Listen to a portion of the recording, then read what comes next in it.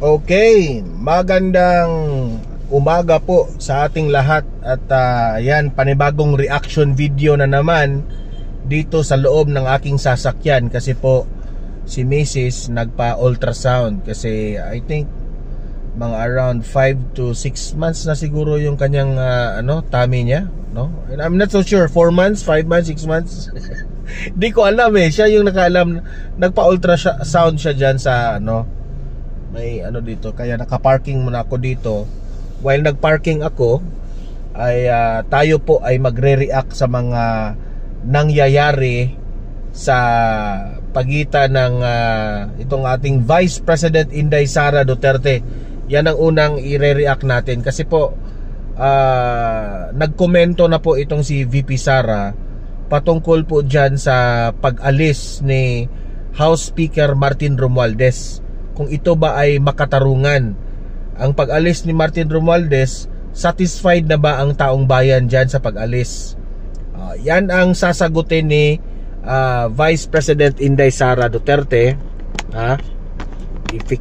Stable ko muna ito kasi parang nagmo-move siya eh. Ayan, nagmo-move. Ayan. So yan, magre-react si VP Sara dyan kung satisfied na ba tayo dyan sa mga ganyan nilang move nila, o baka ito ay umiiwas lamang si Martin Romualdez sa pananagutan niya dito sa massive corruption na nangyari sa Pilipinas. Pangalawa ng ating pag-uusapan ay itong sagutan itong mga presidential son, no? Si Congressman Paulo Polong Duterte at itong si Congressman Sandro Marcos. Okay? Alamin natin ang balita dito kasi po pareha po ito ng anak ng presidente, dating presidente at kasalukuyang presidente. Dito natin malalaman kung sino ang may prinsipyo at sino ang malinis sa kanilang dalawa, at sino ang natalo sa banata ng dalawang presidential son. Ayan, di ba? Gumaganon eh, nag-shake yung aking video eh. Sana naman mas stable ito. Wait muna guys stable ko muna. Ayan. Okay, so pangatlo nating pag-usapan, ano ba? Ay patungkol po dito sa reasoning nitong si Congressman Puno na parang ipinagtanggol pa itong si Martin Romualdez na hindi naman kasalanan ni Martin Romualdez ang nangyari sa massive corruption dito sa Pilipinas. Ang may kasalanan raw ay itong si Chis Escudero at itong si Zaldico, kasi sila yung last o panghuli na pumirma dito sa mga budget na ito. Yan ang reasoning ni Congressman Puno. Ipinagtanggol pa itong si Martin Romualdez. Okay? So yun po ang ating mga pag-uusapan ngayong araw na ito. Pero guys, bago ang lahat, bago natin ito pag-uusapan, help me po muna na i-like at saka i-share itong video na ito para kakalat ito sa taong bayan at malaman nila ang mga nangyayari ngayon sa ating bansa. Okay? Sabay-sabay muna tayong mag-like and share sa Donmar TV. 1, 2, 3, go! Ayan, thank you very much. And sa mga ngayon lang nanood at nakabisita sa aking YouTube channel, i-consider na i-subscribe itong channel na ito kasi libre lang po ang mag-subscribe, walang bayad yan. Okay? Updated ka pa sa ating mga balita. Okay? So sabay-sabay muna tayong mag-subscribe dito sa Donmar TV. 1, 2, 3, go! Ayan, nakasubscribe na ba lahat? I-full blast ko na lang yung aircon ko kasi mainit dito eh. Ayan, full blast ko yung aircon. Sana hindi naman maingay. Ayan, full blast yung aircon eh. Kasi naghihintay tayo kay Mrs. eh. Okay? Ito. Unahin muna natin itong balita na ito at magkomento tayo dito. Ito yung patungkol kay VP Sara. Okay? Nag-react na po itong si VP Sara na anong tawag dyan, nag-react na po itong si Vice President Inday Sara Duterte na ang sabi niya ay dapat mananagot ang dapat managot. Dapat itong si Bongbong Marcos ay hindi niya hinahayaan na itong mga kongresista na ito na may mga kasalanan at may mga pananagutan sa mga pagnakaw ng pera ng taong bayan ay dapat i-hold sila dito sa Pilipinas at hindi payagan na makalabas. Tama rin naman si VP Sara diba? Ito, panoorin po natin ang buong balita na yan. Okay, play! Si Pangulong Bongbong Marcos naman ang tila sinisingil ni Vice President Sara Duterte dahil hindi anya nito dapat hinahayaang umalis ng bansa o magbitiw sa pwesto ang mga mambabatas para makaiwas sa pagkakasangkot sa mga anomalya. Moro-moro rin ang turing ng bise sa pagpapalit ng House Speaker ng Kamara. Nakatutok si Arjin Relator ng GMA Regional TV. Sa pagbabago ng liderato sa Kamara matapos magbitiw ni Leyte Representative Martin Romualdez at pinalitan ng bagong upong House Speaker na si Faustino D. III ng Isabela, binatikos ni Vice President Sara Duterte ang pagkakapili sa bagong mamumuno sa Kamara dahil kagrupo pa rin daw ito ni Romualdez, pati ang kapwa Isabela Congressman Tony Pet Albano. Matalik na magkaibig. Dito mo talaga makikita na tayong taong bayan lang ang pinagloloko nila, di ba?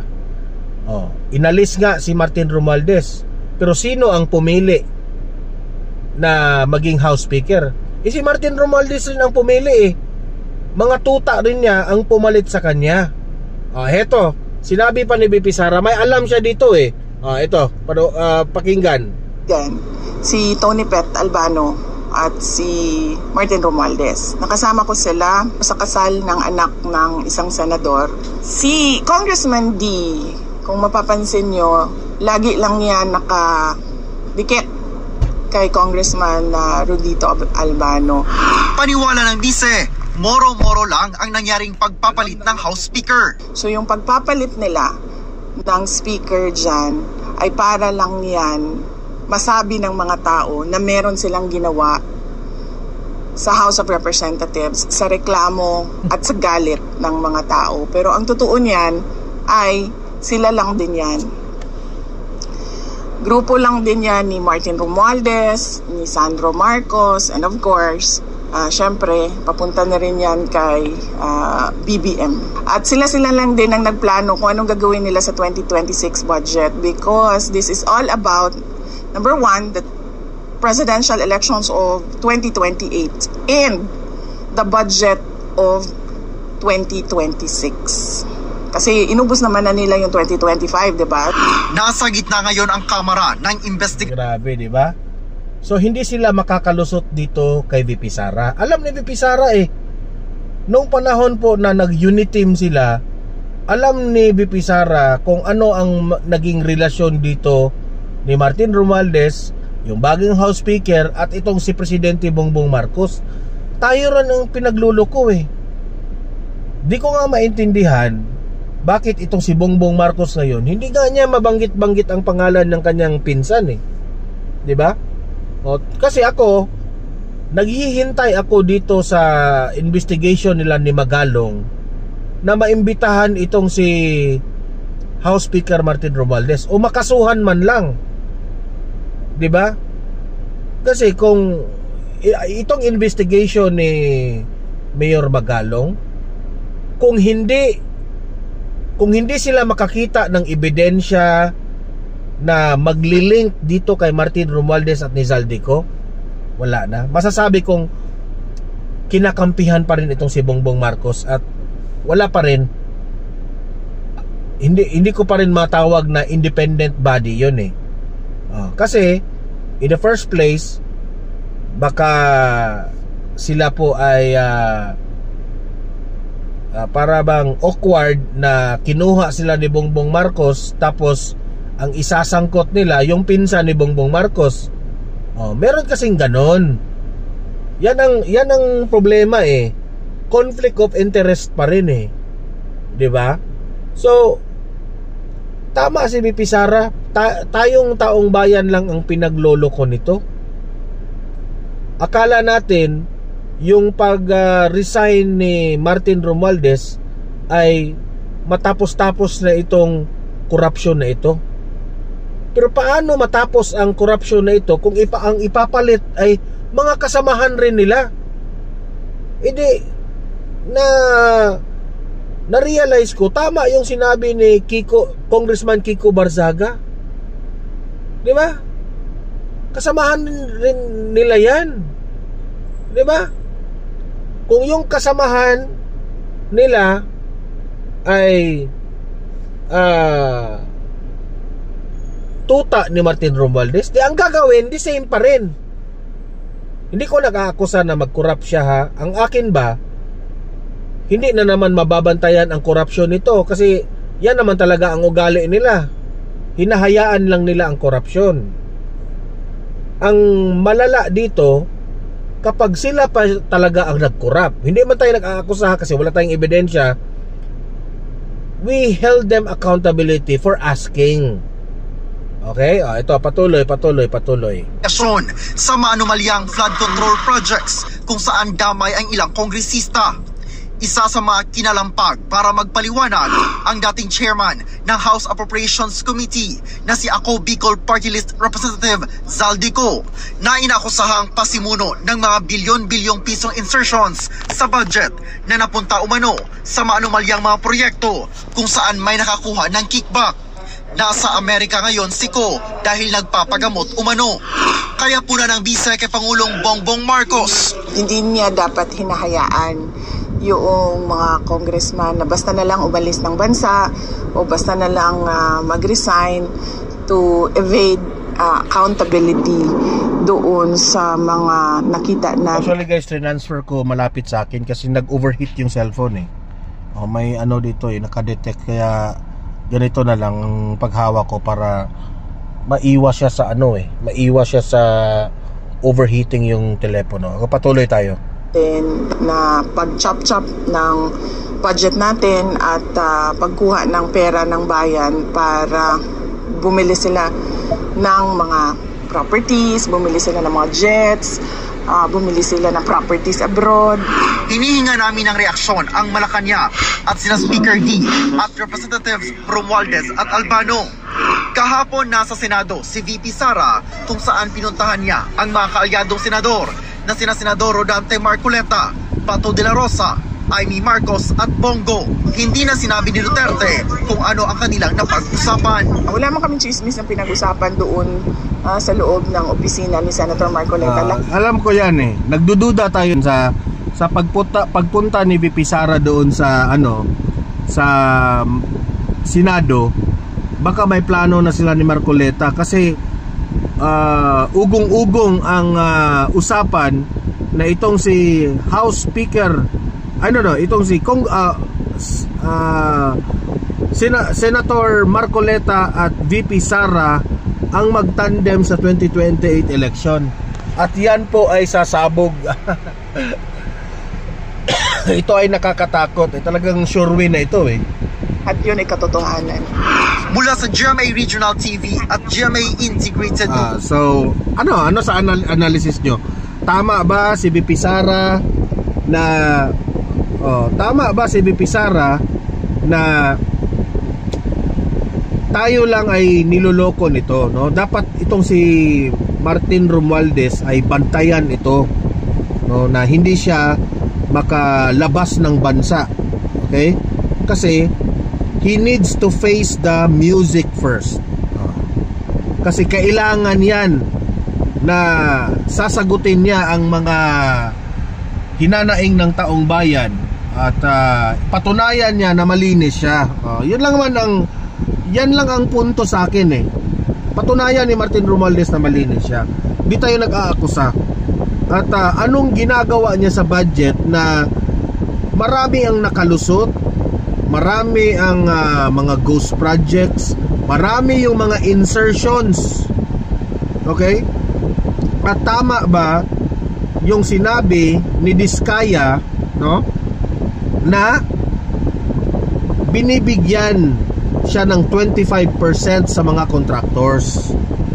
Isa na si Diskaya dyan Kung si Diskaya ay nagbibigay kay Martin Romualdez ng 25%, how much more to the other contractors? Diba? Tingnan lang natin kasi wala talagang usok na hindi lalabas. Lalabas ang usok eh. Punta tayo sa next topic natin.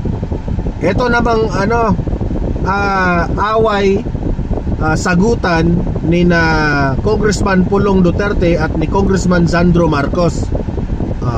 Ito yung story niya, no? Marireact tayo after this balita. Hindi pa tapos ang sagutan sa pagitan ng dati at kasalukuyang presidential sons. May bagong hirit si Davao City Congressman Pulong Duterte laban kay House Majority Leader Sandro Marcos, kaugnay pa rin sa flood control scandal at shake-up sa Kamara. Ang detalye sa agenda report ni John Manalo. Muling pumanat si Davao City 1st District Representative Paulo Pulong Duterte laban kay House Majority Leader at Ilocos Norte 1st District Representative Sandro Marcos. Sa isang pahayag, sinabi ni Pulong na kung hindi lang daw bulag at bingi si Sandro sa sigaw ng taong bayan, malalaman niyang sinagot na raw ng DPWH Region 11 ang issue patungkol sa infrastructure projects sa Davao City. Yan kasi alam nyo ba yung yung mga may issue, sila pa yung mamimintang sa mga taong gumagawa ng matino. Di ba? Bakit ko masasabing matino? Kitang-kita naman eh. Di ba? Panoorin nyo yung maraming mga vloggers doon sa Davao na nagva-vlog sa flood control projects ng Davao City. Grabe, sobrang tibay. Wala kang reklamo doon, walang ghost projects doon. Tapos ang ibabato nila yung 50 billion raw ni Congressman Pulong. Utot nyo, wala kayong makukuha doon. Kayo yung dapat managot eh. Kayo yung dapat managot kasi billion po ang nawawalang pera sa taong bayan. At kayo ang nakaupo dyan. Kayo yung leader kayo dyan sa mga mga kongresista eh. Di ba? Ang hirap nito nila, kagaya nito na Sandro Marcos. Ikaw Sandro Marcos, kung ang grupo ninyo kung House of Representatives, kung tinatanong kayo ng accountability sa nangyari ngayon sa Pilipinas, lumalabas na yung tao, galit na yung taong bayan, sagutin nyo. Huwag nyong ipahamak yung pagbanggit nyo kay Congressman Paulo Duterte. Will it solve your issue? Yan ang hirap sa inyo eh. Diba?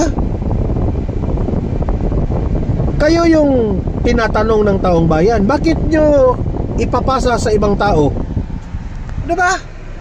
Bakit nyo ipapasa sa ibang tao yan? Dito ko talaga masabi na sobrang inggit nyo sa mga Duterte. Nakakulong na nga yung tao, ang binabanatan nyo ang anak naman. Di ba? Hindi na ba kayo makagawa ng matino? Kaya itong si Sandro Marcos rin eh, kung tatakbo ito sa 2028, hindi ka mananalo. Sa totoo lang. Kasi hindi ka marunong hindi ka marunong sumagot kung ano yung mga isinisigaw ng taong bayan ngayon. Galit na ang taong bayan. They want answers. Gusto nila ng sagot kung paano nalustay ang pera ng taong bayan. Saan napunta ang pera ng taong bayan? Sino ang mananagot sa sangkatutak na korupsyon? Natataranta na kayo ngayon eh. Tapos ngayon pagbibintangan nyo si Congressman Paulo Duterte, hello! Diba? Halata kayo na mamimintang na lang kayo ng ibang tao dahil wala na kayong ika-explain sa mga sarili ninyo. Nakakahiya naman kayo. Nakahalagang 49.8 billion pesos. Giit ni Pulong, properly accounted for ang lahat ng proyekto sa 1st District ng Davao City at sana raw ay kaya ring maging kasing transparent ni Sandro. Nanindigan din si Pulong na walang ghost project sa kanyang distrito. Una nang naiulat na 51 billion pesos ang nilaana para sa infrastructure projects. Yan ang hamon ko kay Sandro Marcos. Sandro Marcos, sige nga, kasuhan mo si Congressman Pulong Duterte. Sige nga, kasuhan mo. Di ba? Kung you think na mayroong anomalya sa kanyang lugar at mayroong mga ghost projects, kasuhan mo, paimbestigahan mo. Para sa ganun, mapahiya ka. Dito ni Pulong mula 2020 hanggang 2022, noong administrasyon ng kanyang amang si FPRRD. Kaya hiniritan siya ni Sandro na nagsabing busy pa raw si Pulong sa paghanap sa pondo. Sagot din ito ni Sandro sa banat ni Pulong na cover up lang daw ang pagtatalaga kay Isabela 6th District Representative Boji D bilang bagong House Speaker. At ang pumili umano kay D, walang iba kundi ang presidential son. Maka-style niya yun nung anak siya ng Pangulo. Pero I can assure you that we are consultative with all the party leaders. Pwede mo silang tanungin. We met for plenty of weeks.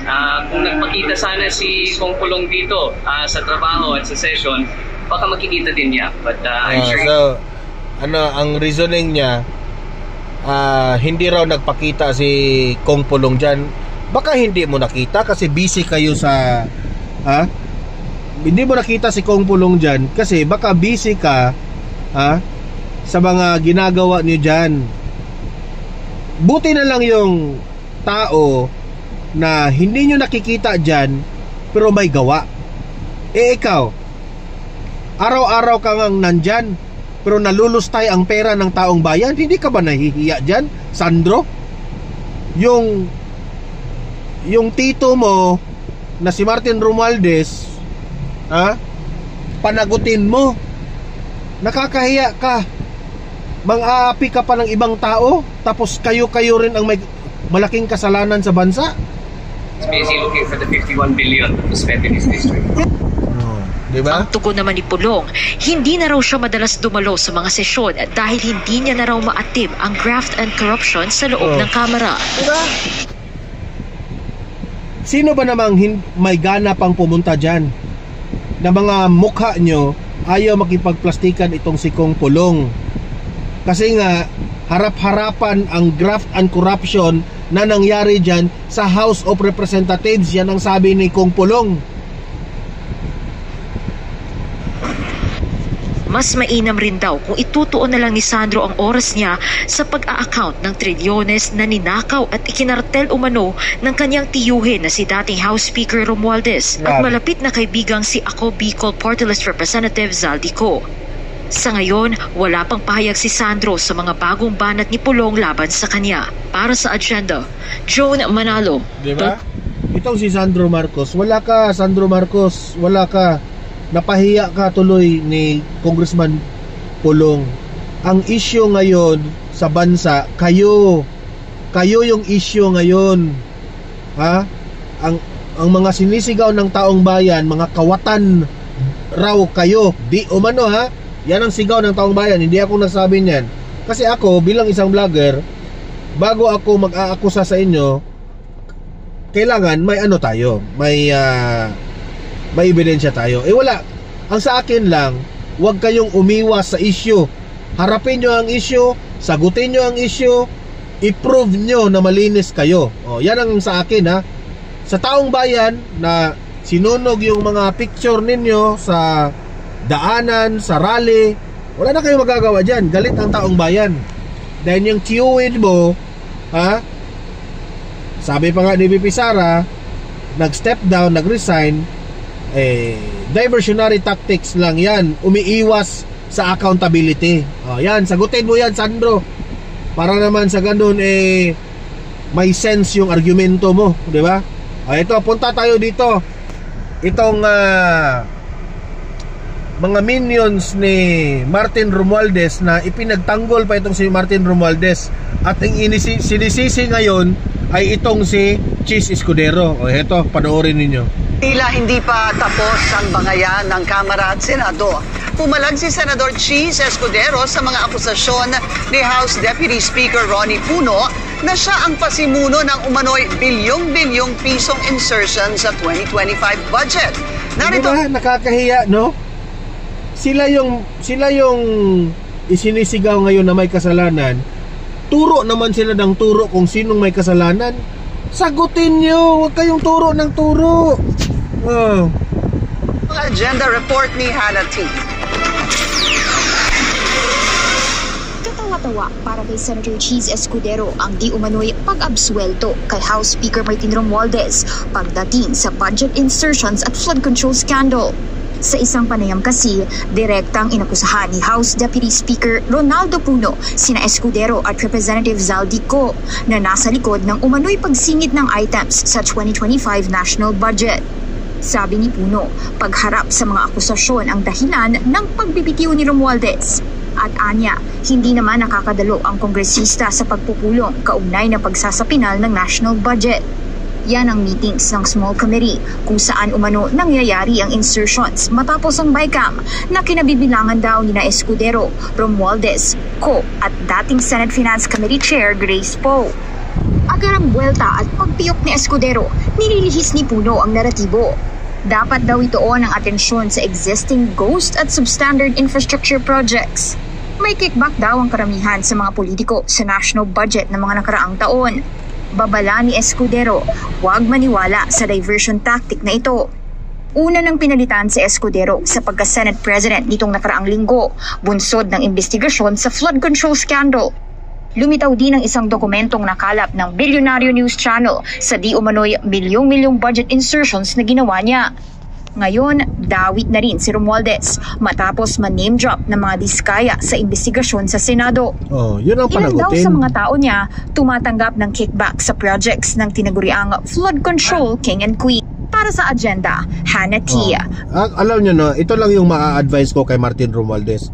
Alam mo Martin Romualdez, wag mong hayaan na itong mga minions mo ay sila yung mag-explain sa mga kasalanan mo, 'di ba? Yung mga akusasyon ng taong bayan, aligasyon ng taong bayan, ikaw ang mag-explain. Ikaw ang humarap sa media. Di ko nga maintindihan ever since hindi talaga sumagot si Martin Romualdez sa mga media. Parang takot siya sa media. 'Di ba? Hindi niya sinasagot ang media dapat yan, yung mga tanong ng media, direkta sana na ikaw yung magsabi pero wala. Halatang halata na takot ka. If you want to be the President of the Philippines, harapin mo ang media. Ikaw ngayon, sabi na, itong pamumulitika ito Hindi. Laganap ang korupsyon na ikaw lang ang makapagsagot dito kung nasaan ang pera. 'Di ba? Alam mo Martin Romualdez, ang advice namin sa iyo, humarap ka para matapos na Sagutin mo yung media, magpapamedya ka. 'Di ba? At kayo rin magalong, no? Huwag na kayong magpaligoy-ligoy pa. Imbestigahan na nyo direkta si Martin Romualdez at si Zaldico. Ang dami nyo pang mga, akala ko ba mabilis yung ano nyo. Ito rin si Bongbong Marcos. Kung ikaw ay matino kang kung matino kang presidente, ikaw Bongbong Marcos, isa na ikaw yung nangunguna na imbestigahan ka agad yung pinsan mo. Kaya nga ang taong bayan galit sa iyo rin, hindi lang kay Martin Romualdez. The fact that you are cousins, pinsang buo kayo, wala, madadamay ka. Ayaw na nga ng taong bayan sa iyo Bongbong Marcos. Sana matapos mo pa rin yung termino mo. Yan ang sabi ni Mayor Basti Duterte, baka hindi na matapos yung term mo. Totoo lang. Okay? So you have to be sensitive sa mga tao na lumalabas. Di ba? Mabaliwala lang sa iyo Meron kang nagsabi sabi ng iba, ang pinakasolusyon dito sa problema ng bansang Pilipinas, palitan si Bongbong Marcos. alam nyo ba bakit ayaw nila ng Bongbong resign or BBM resign? Ito mga aklaan ba, ito mga akbayan, party list, si Ngiwe, ito mga Dilawan, sina Dilima, nagrarally sila sa gitna ng daan. Magrally sila, rally sila, susunugan nila yung mukha ni Romualdez, pero pinapagalitan nila yung mga nagdadala ng placards ng BBM resign. Akala ko ba para tayo sa anti-corruption tayo? Sa mga nagrarally dyan, makinig kayo ha. Nagrarally kayo dahil sa korupsyon. Tapos kung meron magdadala ng placards ng BBM resign, bakit kayo nagagalit? Di ba? Akala ko ba we are for BBM resign? For anti-corruption. Si BBM, isa yan sa mga dahilan bakit dumami ang korupsyon. So kung matino ang utak ninyo, kailangan natin ipa-resign si Bongbong Marcos. Alam niyo ba kung bakit? Sasabihin ko sa inyo, alam niyo ba kung bakit ayaw nilang mag-resign si Bongbong Marcos? Kasi alam nila kapag i-resign si Bongbong Marcos, si BP Sara ang magiging presidente. Akala siguro nila, yung mga rally-rally nila, sila yung makapagbabago sa Pilipinas. Hindi. Mga Duterte pa rin, mga DDS supporters pa rin ang mananaig. Kayong mga Dilawan kayo, wala kayo. Takot rin sila, kaya ayaw nila ng BBM resign. Okay? Kasi si VP Sara po ang magiging presidente kapag i-resign si BBM.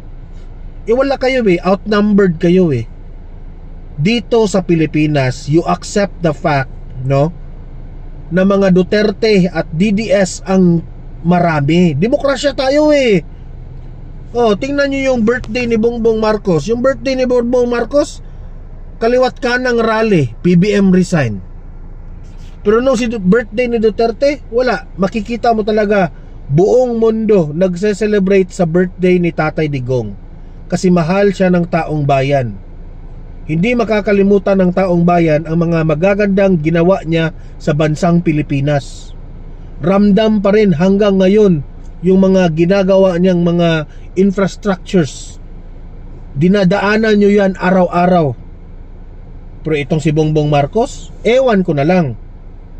Kaya Bongbong Marcos, if something happened ni former President Duterte doon sa The Hague, dahil hindi natin alam, lalala yung mga sakit ni Duterte doon kasi mag-depression siya kasi he is away from his family.